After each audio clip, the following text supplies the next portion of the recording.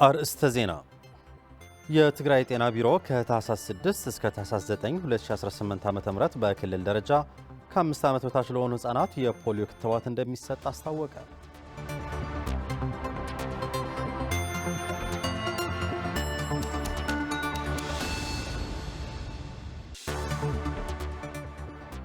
በፌዴራል መንግስት የወጣው የገቢ ግብር ማሻሻያ አዋጅ 1395/2017 በትግራይ ያለውን ሁኔታ ግንዛቤ ውስጥ ያላስገባ በመሆኑ መተግበር የለበትም ተባለ።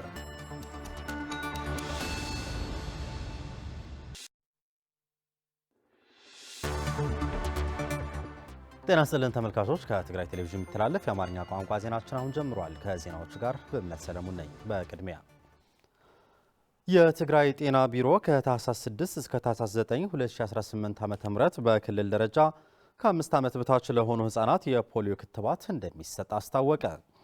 ከምዕራብ ትግራይ ውጭ በትግራይ ጊዜያዊ አስተዳደር ስር በሚገኙ 84 ወረዳዎች ክትባቱ እንደሚሰጥም ተገልጿል። የፖሊዮ በሽታ ህጻናትን በአካል ጉዳተኝነት እስከ ሞት የሚያደርስ አደገኛ በሽታ በመሆኑ ማህበረሰቡ ይህንን ተገንዝቦ ከ5 ዓመት በታች ለሆኑ ህጻናት እንዲያስከትብም ጥሪ ቀርቧል። መዓዛ መኮንን ተጨማሪ ይዛለች። የትግራይ ጤና ቢሮ ከታህሳስ 6 እስከ ታህሳስ 9 2018 ዓ.ም በክልል ደረጃ ከ5 ዓመት በታች ለሆኑ ህጻናት የፖሊዮ ክትባት እንደሚሰጥ ባካሄደው የምክክር መድረክ አስታወቀ። በመድረኩ ከተለያዩ የዞንና ወረዳ ጤና ጽሕፈት ቤት የተውጣጡ ኃላፊዎችና ባለሙያዎች፣ የሚዲያ አካላት፣ የሃይማኖት ተወካዮችና ሌሎች ጥሪ ለተደረገላቸው እንግዶች የክትባት ዘመቻውን በማስመልከት የግንዛቤ ማስጨበጫ ስልጠና የተሰጠ ሲሆን የፖሊዮ በሽታ ህጻናትን ከአካል ጉዳተኝነት እስከ ሞት የሚያደርስ አደገኛ በሽታ በመሆኑ ማህበረሰቡ ይህንን ተገንዝቦ ከ5 ዓመት በታች የሆኑ ህጻናት ልጆቹን ማስከተብ እንደሚገባ በትግራይ ጤና ቢሮ የበሽታዎች ቁጥጥር ባለሙያ አቶ የማነ ሐዱሽና በትግራይ ጤና ቢሮ የክትባት ባለሙያ አቶ አዋሽ አድጉ ገልጸዋል። በአገር አቀፍ ደረጃ የልጅነት ልምሻ በሽታን ለመከላከል ያው ክትባት በዘመቻ መልክ እንደሚሰጥ ይታወቃል። ስለዚህ በዚህ መሰረት በክልላችን በትግራይ ደግሞ ከ6 ከ9 ጀምሮ ታህሳስ ማለት ነው ከ1,068,149 የሚሆኑ ህጻናቶች አሉ ከ5 ዓመት በታች። ስለዚህ ለእነዚህ ህጻናቶች ተደራሽ ለማድረግ ነው የክትባት ፕሮግራሙ የዘመቻው ፕሮግራሙ የተያዘው።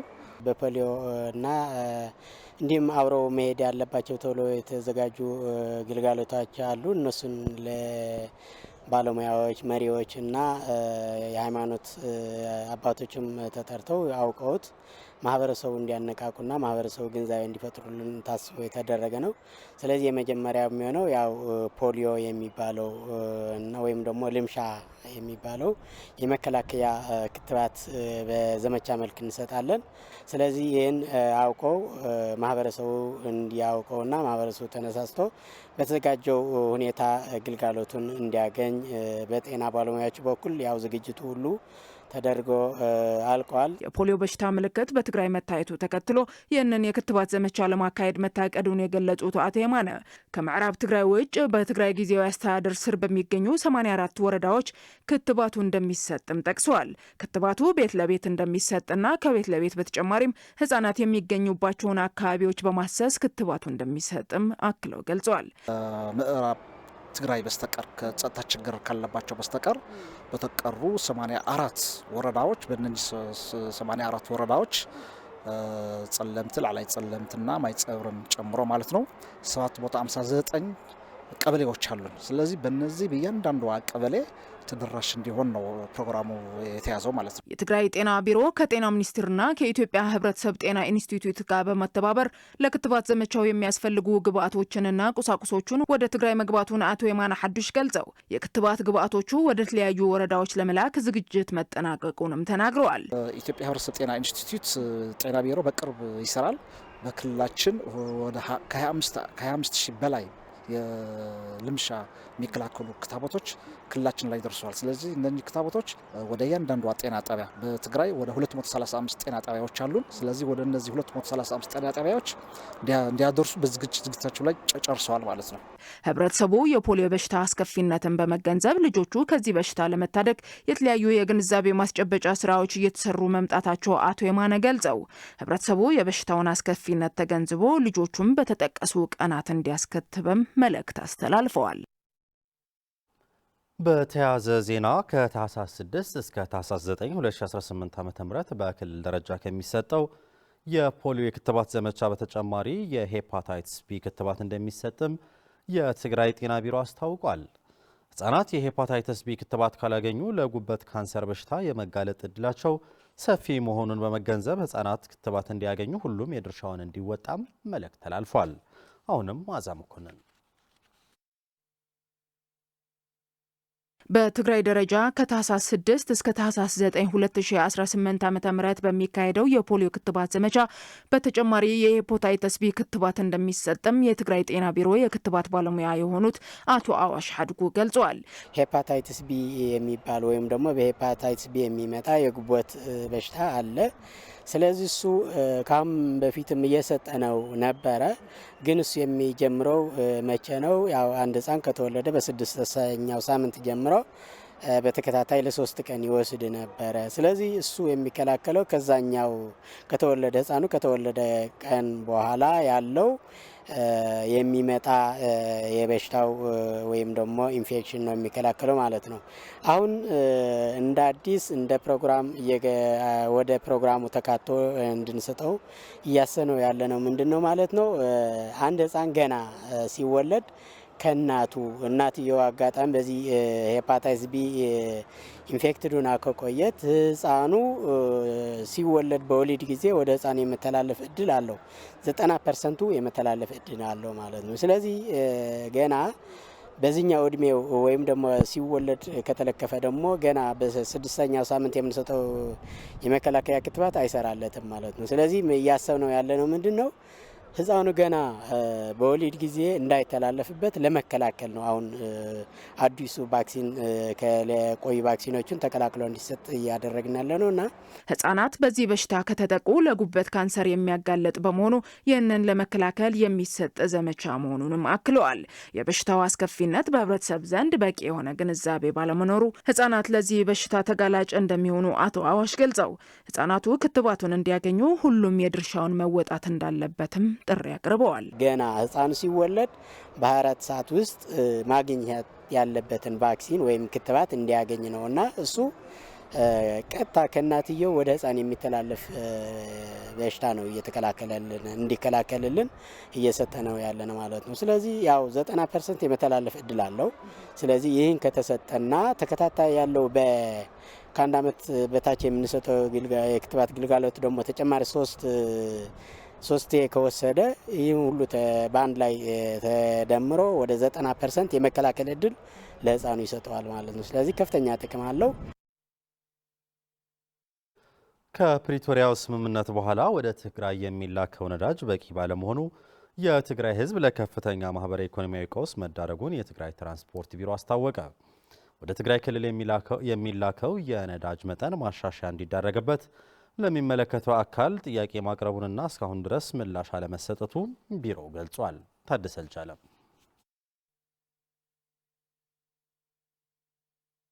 በትግራይ የነዳጅ አቅርቦት እጥረት አሁን መፍትሄ ያላገኘ ጉዳይ መሆኑን በተለያዩ መንገዶች እየተገለጸ ይገኛል። ወደ ትግራይ የሚገባው ነዳጅ ከጊዜ ወደ ጊዜ መቆራረጥና የመቆም ችግር እያጋጠመው ስለመጣ እንደ ክልል ለከፍተኛ ችግር መጋለጡና ለፌዴራል መንግስት በተደጋጋሚ በደብዳቤ ብንጠይቅም እስካሁን መፍትሄ ልናገኝ አልቻልንም ሲሉም የትግራይ ትራንስፖርት ቢሮ ምክትል ኃላፊ አቶ አባዲ ቡላ ገልጸዋል። በትግራይ ያለው የነዳጅ እጥረት ለህብረተሰቡ ከፍተኛ ኢኮኖሚ ቀውስና እንግልት እየዳረገው እንደሆነና ከአንድ ዓመት በላይ በርካታ ተሽከርካሪዎችም ከጥቅም ውጭ እየዳረገ እንደሆነም አቶ አባዲ ገልጸዋል። ሄደው በህጉ የነዳጅ ታሪፍ መሰረት ነዳጅ ከማይሞሉ አንድ ዓመት ሞልታቸዋል። ይህንን ጉዳይ የፈጠረው እኛ እንደ ትራንስፖርት የተጎዳ ነው የተቸገር ነው። ህዝቡ የተጎዳ ምንድነው? አንድ ተሽከርካሪዎቻችን ትክክል ያልሆነ ነዳጅ ከብላክ ማርኬት ገዝተው ከቀን ወደ ቀን እየተጎዱ እያጠናቸው ነው። ተሽከርካሪዎቻችን እያጠናቸው ናቸው። ሌላው ህብረተሰቡ ከዚህ ሽራሮ ለመድረስ 379 ኪሎ ሜትር ነው። ከዚህ ሽራሮ ለመድረስ 2000 ምናምን ይጨርሳል። 2000 ምናምን ብር ይፈጀዋል። ይሄ ማለት ከዚህ አዲስ አበባ ለመድረስ የሚያስፈልግህን ብር ማለት ነው። 1000 ኪሎ ሜትር ለመሄድ ወደ አዲስ አበባ ለመሄድ 2000 ምናምን ብር ትከፍላለህ። 300 ምናምን ለማይሞላ ኪሎ ሜትር ለመሄድ 2000 ምናምን ብር ትከፍላለህ። የንግድ እንቅስቃሴን መፈጸም አትችልም። እንደፈለግከውን ወደ ፈለግከው ቦታ ተንቀሳቅሰ የንግድ ስራህን ማከናወን አትችልም።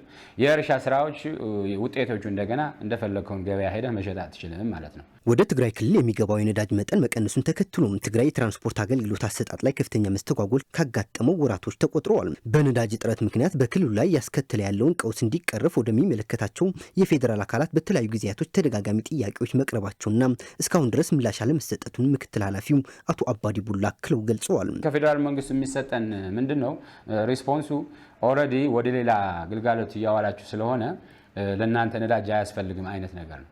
የፖለቲካው አለመግባባት ኦልሬዲ ወደ ታችኛው ወደ ደሃ ማህበረሰቡ እየሄደ ስለሆነ የፖለቲካ ችግሮቻችን ኦልሬዲ በፕሪቶሪያው አግሪመንት መሰረት እሱ እንፍታ። ስለዚህ ታች ያለው ህብረተሰብ ግን እንዳይጎዳ አሁን ከቀን ወደ ቀን እየተጎዳ ነው። የመክፈል አቅሙም እየተዳከመ ስለሆነ የሚጎዳው ስለሆነ ማሰብ ነው ያለባችሁ ብለን በተደጋጋሚ አቅርበናል። በአሁኑ ሰዓት በትግራይ ክልል ያለውን የነዳጅ እጥረት ያስከተለው ማህበራዊ ኢኮኖሚያዊ ቀውስ አፋጣኝ መፍትሄ ካልተሰጠበት ህብረተሰቡ ለተጨማሪ ቀውስ ሊዳረግ ችሏል ሲሉም አቶ አባዲ ተናግረዋል። ከ16 እስከ 18 ቦቲ በቀን ይገባ እንደነበር ነው። የማያ አንድ ቦቲ 45 ሊትር ወር 46000 ሊትር ነው። ስለዚህ 46000 ሊትር በ18 አባዝ የምታገኘው ያክል አማውንት ይገባ ነበር። እሱ ገብቶ ራሱ እጥረት ያጋጥመን ነበር። የትግራይ ዲማንድ ከዛ በላይ ነው። በፊት ከጦርነት በፊት የነበረው ነገር ሁሉም ገበሬ ራሱ በትራንስፖርት በተሽከርካሪዎች ነበር ሲጓዝ ነበር።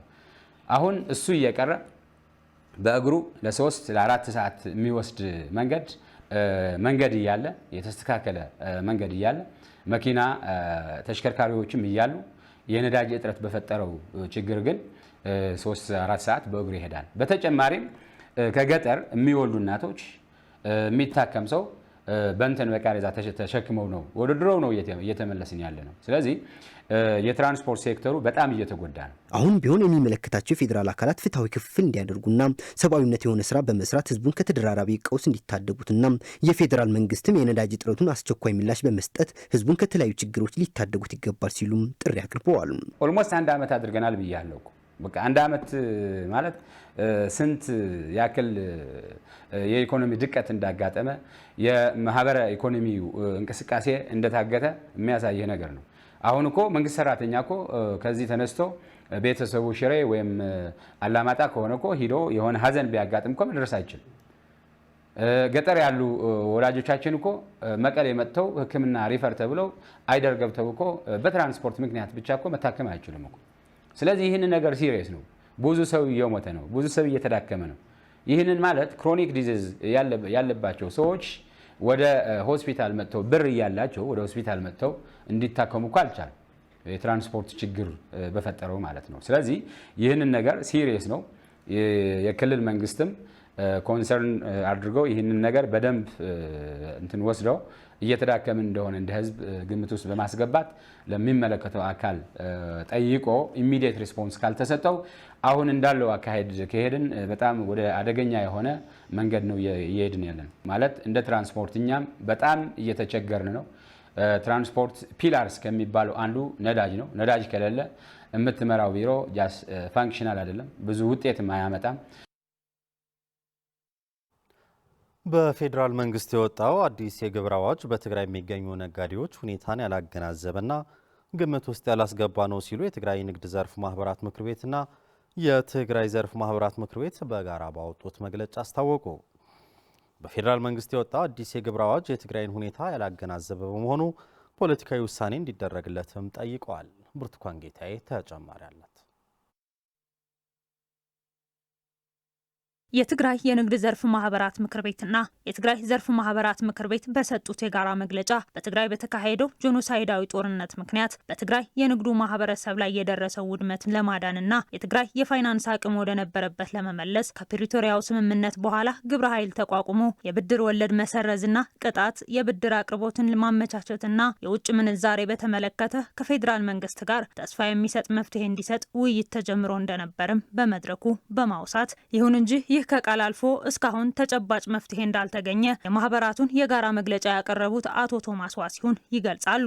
ምስምንዋ ሓደ ዓመት ተታይዙ ክፍጸሙ ዝተነጸሩ መፍትሄ ለአንድ ዓመት ከመራዘም ጋር ተያይዞ እንዲፈጸሙ የተለዩ መፍትሄዎች የወለድና የቅጣት ስረዛ፣ የውጭ ምንዛሪ አቅርቦት፣ ተጨማሪ ብድርና ሌሎች የተቀመጡ ሀሳቦች ባለመተግበራቸውና ሁሉም በሰላማዊ መንገድ እልባት እስኪያገኝ ድረስ የትግራይ ጊዜያዊ አስተዳደር ባንኮች ሁሉም ትግራይ ላይ የሚገኙ በሐራጅ የመሸጥ ስራ እንዲያቆሙ ኃላፊነት እንዲወስድ እንጠይቃለን። ይህ አፋጣኝ እልባት እስኪያገኝ ድረስ የንግዱ ማህበረሰብ ከማህበራቱ የቦርድ አባላት ጎን በመሆን ሰላማዊ ፖለቲካዊ ትግል እንዲያካሂድና የትግራይ ጊዜያዊ አስተዳደርም ትኩረት ሰጥቶ እንዲሰራበትም ጥሪ አቅርበዋል። ክቡር ጠቅላይ ሚኒስትር በቀጥታ ፖለቲካዊ ፍታሕ ብህጹጽ መከውና የፌዴራል መንግስት በቀጥታ አፋጣኝ ፖለቲካዊ መፍትሄ እንዲሰጡን በወራሪ ኃይሎችና በመጠለያ ጣቢያዎች ያሉ በተለይ የምዕራብ ትግራይ ነጋዴዎች ችግር ውስጥ በሚገኙበት ሁኔታ ባንኮች የነጋዴዎቻችንን ስም በማዘዋወር ላይ ተጠምደዋል።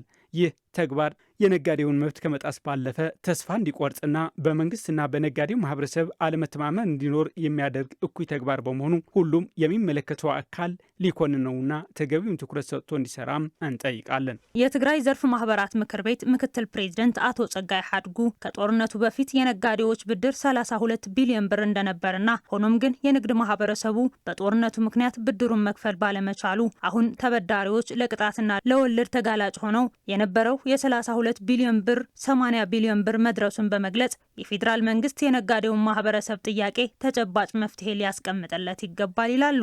ብሰንክዚ ዝተፈጠረ ወለድ ብሰንክዚ ዝተፈጠረ ቅጽዓት በጦርነቱ ምክንያት የተፈጠረ ወለድ ቅጣት በይፋ ደብዳቤ በዘጋበት ሁኔታ የትግራይ ህዝብና መንግስት ተጽዕኖ ፈጥረዋል። አሁን ላይ ወደ 80 ቢሊዮን አካባቢ ብድር ተጠግተዋል። ይህ ማለት አጠቃላይ ኢኮኖሚውን ትርጉሙ ስንመለከት በጣም አደጋ ነው። ከጠቅላይ ሚኒስትር ጋርም ባደረግነው ውይይት የነጋዴው ማህበረሰብ ጥያቄ ከምንም ጋር የማያያዝ ፍትሐዊ ጥያቄ ነው። ስለዚህ እንፈተዋለን፣ በቅርብ ጊዜም እናሳውቃችኋለን የሚል ቃልና ተስፋ ተሰጥቶን ነበር። አብዛኞቹ የትግራይ ኢንዱስትሪዎችና ፋብሪካዎች ስራ ባልጀመሩበት ሁኔታ በቅርብ ጊዜ ያወጣው የግብር አዋጅ የትግራይን ሁኔታ ያላገናዘበና ተወካዮች ያልተሳተፉበት በመሆኑ እንዲታገድና እንዲቆም አሳስበዋል። ናይ ዝሓለፈ ዝነበረ አዋጅስ ልዕሊ 40 ዝኾኑ አንቀጻት እዮም ተስተማሐይሾም ማለት እዩ። ባለፈው አዋጅ ከ40 በላይ የሚሆኑ አንቀጾች ናቸው የተሻሻሉት። የተሻሻለው አዋጅም በመሰረቱ የትግራይ ተጨባጭ ሁኔታ ማዕከል ተደርጎ የወጣም አይደለም። 2.5 በመቶ ባለፈው ከከፈሉ አሁንም ትከፍላለህ ይላል አዋጁ።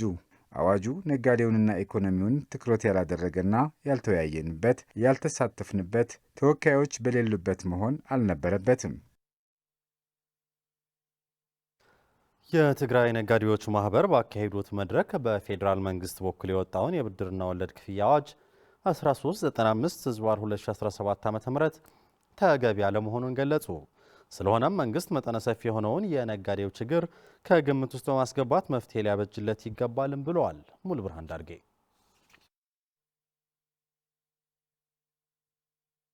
በፌዴራል መንግስት በኩል የወጣው የግብር ማሻሻያ አዋጅ 1395/2017 ዓ.ም በትግራይ ያለውን ሁኔታ ግምት ውስጥ ያላስገባ በመሆኑ መተግበር የለበትም ሲሉ የትግራይ ንግድ ዘርፍ ማህበራት ዛሬ ባካሄዱት የምክክር መድረክ ላይ ገልጸዋል። የግብር ማሻሻያውን መሰረት አድርገው ንግግር ያደረጉት የትግራይ ንግድና ኢኮኖሚ ዘርፍ ኃላፊ አቶ በርዮ ሀፍቱ ከሰላም ስምምነቱ በኋላ ባሉት 3 ዓመታት በንግዱ ዘርፍ ያለውን አስከፊ ጉዳት፣ የወለድ መጨመር የንግዱ ማህበረሰብ ክፉኛ እንደጎዳውና ለከፍተኛ ማህበረ ኢኮኖሚያዊ ቀውስ እንደዳረገው አስታውቀዋል።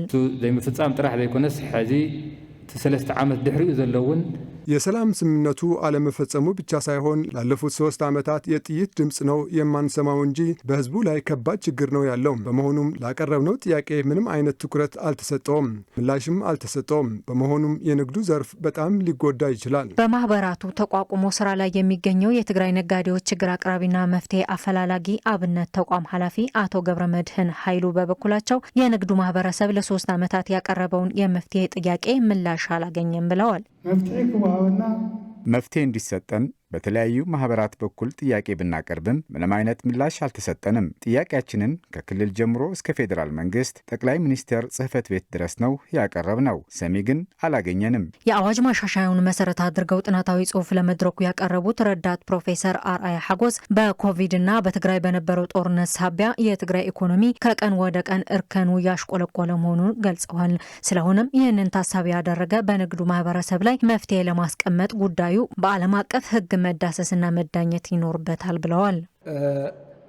አንደኛ የትግራይ መንግስት እንደ ካቢኔ መወሰን አለበት። ይህን የትግራይ ነጋዴዎች እዳ አይደለም፣ የትግራይ ነጋዴዎች ክፍተት አይደለም። ክፍተት የተፈጠረው ከመንግስት ነው። ስለዚህ ይህን ወስኖ ለፌዴራል ማሳወቅ አለበት። የፌዴራል መንግስት ደግሞ የትግራይ ነጋዴዎች መካስ እና ሌላ ከችግሩ መውጣት ያለባቸው መንገድ ነው መፈለግ ያለበት እንጂ ስለ ወለዱና ስለ ፕሪንሲፓል መጠየቅ ያለበትም። የዓለም አቀፍ ማህበረሰብ ደግሞ ትግራይ የወደቀውን ጄኖሳይድ ካመነ እና ካጸደቀው ተቀባይ ኦልሬዲ ተቀባይ እንዳለው ባለፈው ተናግሬያለሁ፣ በጽሁፍ ማለት ነው። በአሜሪካ የተጠና ጥናት በትግራይ ጄኖሳይድ የተጠና ጥናቶች የሚያሳዩት ማለት ነው። ስለዚህ የዓለም አቀፍ ማህበረሰብ ለዚህ ለትግራይ ነጋዴዎች ማህበረሰብ መፍትሄ የሚሆን መደገፍ አለባቸው። ፋይናንሻልም መደገፍ አለባቸው፣ በሀሳብ መደገፍ አለባቸው። ከፕሪቶሪያው ሰላም ስምምነት በኋላ የነጋዴው ማህበረሰብ ችግር መፍትሄ ያገኛል ተብሎ የተጠበቀ ቢሆንም መፍትሄ አለማግኘቱ በመድረኩ ተገልጿል። ትግራይ ጦርነት ላይ በነበረችበት ወቅት እንዲሁም የትግራይ ተወካዮች ባልተሳተፉበት ሁኔታ በፌዴራል መንግስት በኩል 1395/2017 ዓ.ም የወጣውን የብድርና ወለድ ክፍያ አዋጅ እንዲሁም የባንኮች ግፊት የነጋዴው ማህበረሰብ ችግር ያላገናዘበ መሆኑን ገልጸዋል። በመሆኑም መንግስት ወቅታዊ ችግሮች በማጤን መፍትሄ ሊያበጅለት እንደሚገባም ጠይቀዋል። ነጋዴም ሰርቶ ካላፈራ እዳም መክፈል አይችልም፣ ብድርም አልተለቀቀለትም። እኔ ነጋዴ ነኝ። በአሁን ሰዓት ፌዴራል መንግስት ያወጣ አዋጅ ለኔ አይገልጸኝም። ምን ሆነ ብትልኝ እኔ ላይ የደረሰ በሰል አለ። መጀመሪያ የኔ ህልውና ነው መጠየቅ ይገባ። አዋጁ ሳይሆን መምጣት ያለበት ወደ እኔ ያለሁበት ነው መጀመሪያ መታወቅ ያለበት። የሚመጣው ያለ አዋጅ ማን እንደሚያወጣውም አላውቅም። የምክር ቤት ተወካይ የለኝም፣ በፌዴሬሽን ተወካይ የለኝም። እኔ አሁን ለምሳሌ ፌዴራል መንግስት ለኛ መስጠት ያለበት ምክንያቱ ለሱ ነው። የኛ ህልውና ኢትዮጵያውያን ከመሆናችን ለኛ ኃላፊነት የኛ ተጠያቂነት ፌዴራል መንግስት ነው። እኛን እየጠየቅነው ብድር ብለን አልሰጠንም ያለን ዝም ብሎ አዋጅ አምጥቶ ክፈሉ ማለት ለመበለት እንትን ትክክል አይደለም። በመጨረሻ የራያ ዩኒቨርሲቲ ሰራተኞች ያለ ዋስ ብድር ለማግኘት የሚያስችል ስምምነት ተፈረመ። በራያ ዩኒቨርሲቲና የኢትዮጵያ ንግድ ባንክ መካከል በዲጂታል ኢኮኖሚና የብድር አገልግሎቶች በተደረገው ስምምነት የዩኒቨርሲቲውን መምህራንና የአስተዳደር ሰራተኞች የብድር አገልግሎት ተጠቃሚ እንደሚያደርግም ተገልጿል። የኢትዮጵያ ንግድ ባንክ የመቀለ ዲስትሪክት ኃላፊ አቶ ኤልያስ ልሳነወርቅ ስምምነቱ የተፈረመው ባንኩ በሚያመቻችላቸው አገልግሎቶች መሰረት መሆኑን ተናግረዋል። በዚህ መሰረት የራያ ዩኒቨርሲቲ መምህራንና የአስተዳደር ሰራተኞች ያለምንም ዋስትና ሲቢኢ ብር በተባለ መተግበሪያ አማካኝነት ከደሞዛቸው ግማሽ እስከ 4 ወራት ብድር ማግኘት ይችላሉም ተብሏል። የራያ ዩኒቨርሲቲ ፕሬዝዳንት ፕሮፌሰር ታደሰ ደጀኔ በወክላቸው ዩኒቨርሲቲው በተጨማሪ ምርምር፣ የቴክኖሎጂ ሽግግርና የማህበረሰብ አገልግሎቶችን ለማግኘት ከኢትዮጵያ ንግድ ባንክ ጋር ለመስራት መስማማቱን ተናግረዋል።